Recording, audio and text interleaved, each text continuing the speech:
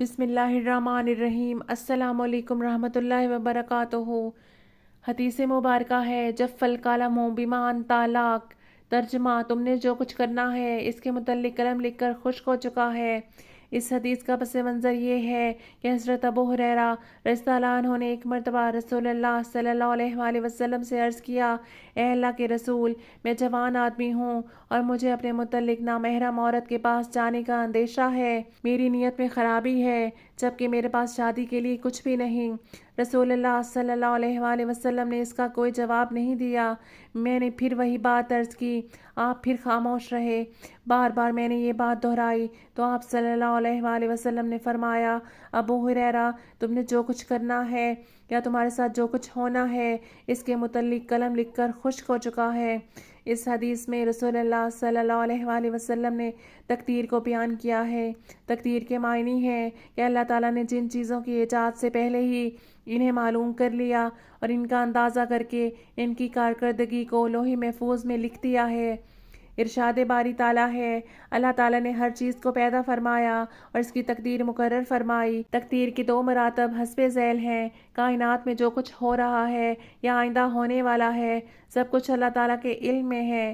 اللہ تعالیٰ نے اپنے علم کے مطابق تمام اشیاء اور ان کی کارکردگی کو لوح محفوظ میں لکھ دیا ہے۔ ان دونوں مراتب کے متعلق ارشاد باری تعالیٰ ہے: کیا آپ کو معلوم نہیں کہ آسمانوں اور زمین کی ہر چیز اللہ کے علم میں ہے؟ یہ سب کچھ لکھی ہوئی کتاب میں محفوظ ہے۔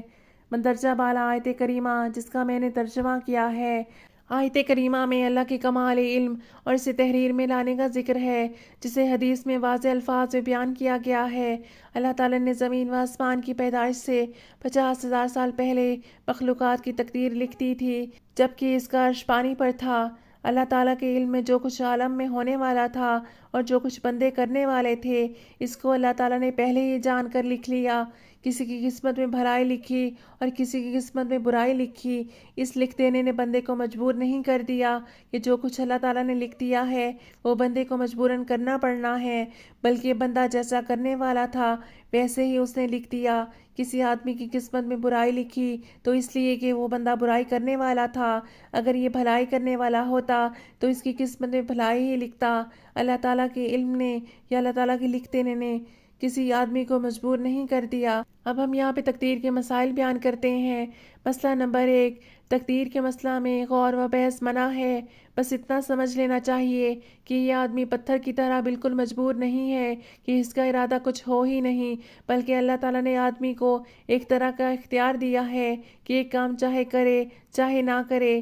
اسی اختیار کی بنا پر نیکی بدی کی نسبت بندے کی طرف ہے۔ اپنے آپ کو بالکل مجبور یا بالکل مختار سمجھنا دونوں گمراہی ہے۔ مسئلہ نمبر 2، برے کام کی نسبت کس طرف جائے گی؟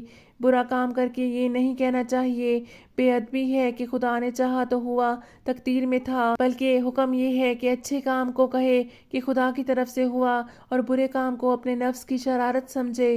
نبی کریم صلی اللہ علیہ وآلہ وسلم نے ارشاد فرمایا: تم میں سے کوئی شخص مومن نہ ہوگا جب تک تقدیر پر ایمان نہ لائے، اس کی بھلائی پر بھی اور اس کی برائی پر بھی، یہاں تک کہ وہ یقین کر لیں کہ جو بات واقعہ ہونے والی تھی وہ اس سے ہٹنے والی نہ تھی اور جو بات اس سے ہٹنے والی تھی وہ اس پر واقعہ ہونے والی نہ تھی۔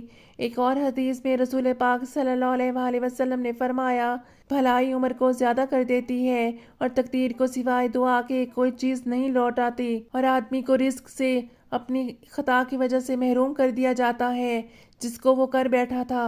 حدیث نبوی صلی اللہ علیہ وآلہ وسلم ہے: جب بچہ رحم میں مادر میں 120 دن کا ہو جاتا ہے تو اللہ ایک فرشتہ بھیجتا ہے جسے 4 باتیں لکھ دینے کا حکم دیا جاتا ہے: اس بچے کا عمل، اس بچے کا رزق، اس بچے کی عمر اور اس بچے کے نصیب۔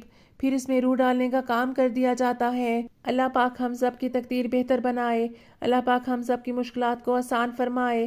اللہ پاک ہمیں اللہ پاک کے فیصلوں پر بھروسہ رکھنے کی توفیق عطا فرمائے۔ آمین۔